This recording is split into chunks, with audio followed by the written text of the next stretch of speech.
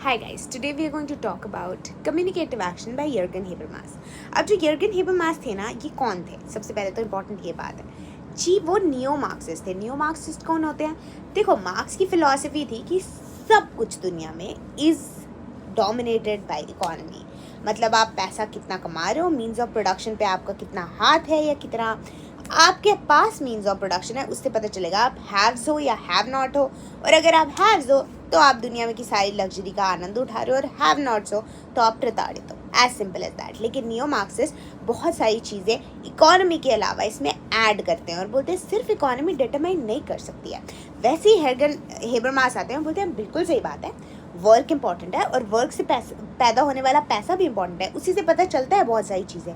लेकिन उसके अलावा एक और चीज़ है जो बहुत इंपॉर्टेंट है, and that is communicative action.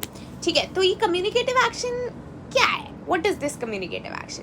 Communicative action वो बोलते हैं कि देखो भाई, पैसा कमाने के लिए तो हमें पहले से पता होता है ये हमारा रैशनल गोल है, ये हमारे मीन्स है, इसको यूज़ करके हमें एक गोल तक पहुंचना है, and that is simple instrumental rational action. लेकिन कम्युनिकेटिव एक्शन में क्या होता है कि आप बातचीत करके एक ऐसी सोसाइटी क्रिएट करने की कोशिश करते हो जहाँ पे शायद लड़ाई हो ही ना, रिवोल्ट हो ही ना।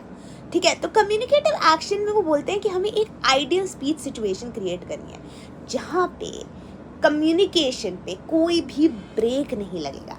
एज इन, देखिए, अगर सपोज आप किसी पावर पोजीशन में नहीं हो और maybe you are smart enough and you can think a lot of things और आप उसका रिस्पॉन्स भी बहुत जल्दी दे पाते हो, लेकिन आप पावर पोजीशन में नहीं हो, तो कोई बेवकूफ़ भी अगर पावर पोजीशन में बैठा है वो आपको बताएगा कि क्या करना है। तो वहाँ पे इन दोनों के बीच में जो कम्युनिकेशन है वो ब्रेक हो रही है ना, बिकॉज ऑफ पावर पोजीशन या बिकॉज ऑफ पावर।